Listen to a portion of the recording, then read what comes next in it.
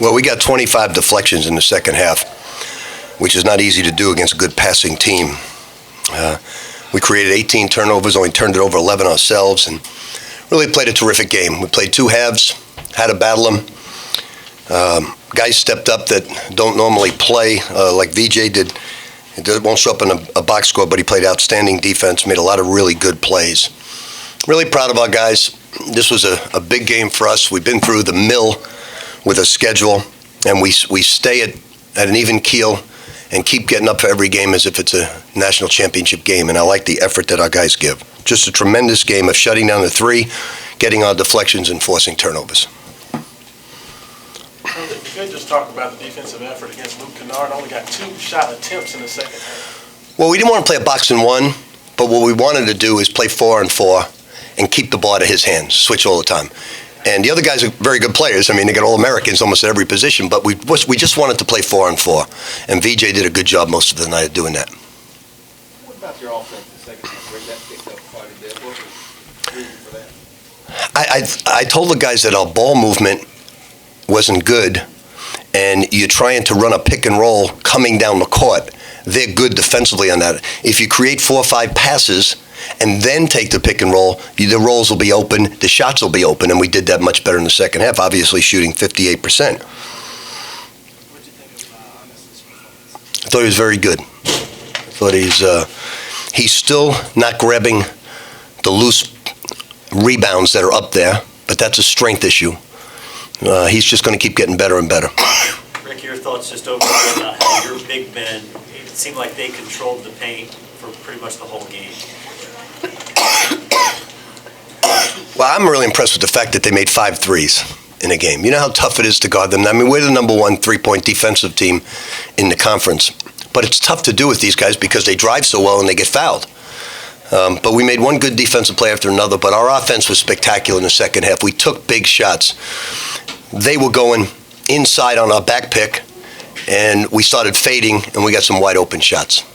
How did you had plenty of players get hurt? What did you think when you saw Mitchell? Because it looked like it was pretty serious. I didn't think so. I think he just tried to stop me yelling at him for falling down.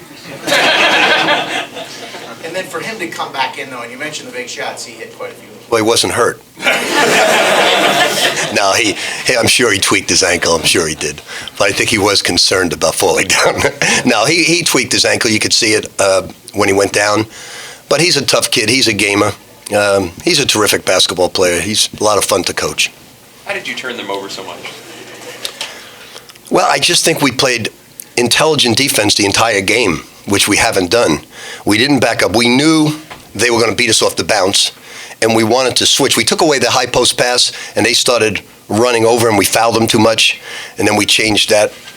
Oh, look at this guy. Same guy. Same guy every press conference, every guy. Will you go outside, please, sir? Go outside. Good Lord. In church, he does it all the time, too. Yes, he does. Goes up for communion, priest is good, body of Christ, and he puts the phones ringing. I was right behind him. That's 100% the truth. Rick, other than having a good man-on-man relationship, what goes into trying to get to 4-on-4? Switching. You see, you can't, if you help him recover, you're going to get a dunk or you're going to get a 3. You have to switch. And the good thing about Honest, if he doesn't foul, he's going to really make it a difficult shot.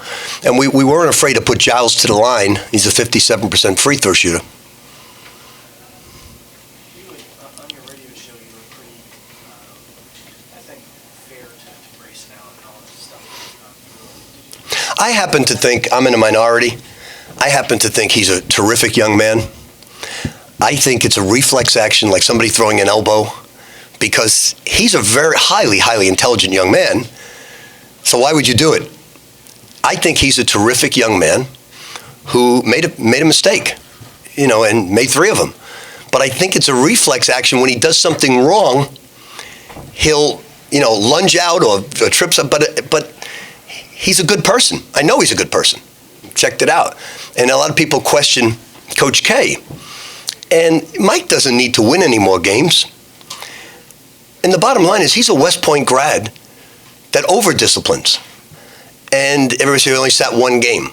Well, you can bury a young man. I mean, you see the way everybody treats him on the road. You got that at Florida State. You can bury a young man.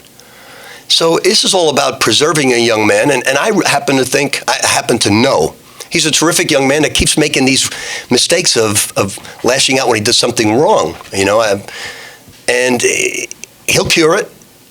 He's a terrific player, a terrific guy, and he just made a mistake. But he's not, he shouldn't, he tripped one of my players. But it's wrong, no question about it.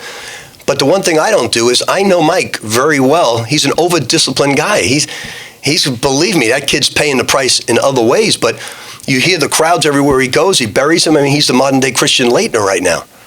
And it's I think he happens to be a terrific person who's made some mistakes. I don't think he'll make it again. That's my opinion. At least I said, look, you're a terrific young man. Don't get down about that. It's behind you. Just keep on going. You turned him over 6 times. Anything in particular you saw in the scouting report that? Well, what he does is he keeps going at you looking to draw a foul. So if you can get him off balance a little bit and block the passing lanes. We're very long. I mean, there's 2 things that we do really well is, 1, we challenge shots really well, and 2, we take away the 3-point shot. So we were bothering him, but he got to the foul line, and when Kennard and him get to the foul line a lot, then it's 2 points every time. But we did a great job on Kennard tonight because we made a great effort of not letting him catch the basketball. Coach, it seemed like that action with the high screen roll at the top, Quentin and Donovan were able to split that a couple of times and really attack the paint. Was that something that you guys wanted? Yeah, you got to create motion first. If you create movement, then the defense is not sure what to do. If you come down and you just run it, the defenses always can plan what to do. But when you create movement side to side and then you go downhill, it's much different. And then you can split it, then you could pass it. And outside of Ray's one pass inside to Anis, where he should have just dribbled it back out, they were executing it beautifully. I'm really, really excited about this victory because we both had the same record. We're striving to obviously to get into the top 4 of the league. But, emotionally, we've got to fight every single game. We've played one hell of a schedule, and it's not going to stop because Clemson's a terrific team. We still got to go at Pitt, at Virginia, at North Carolina.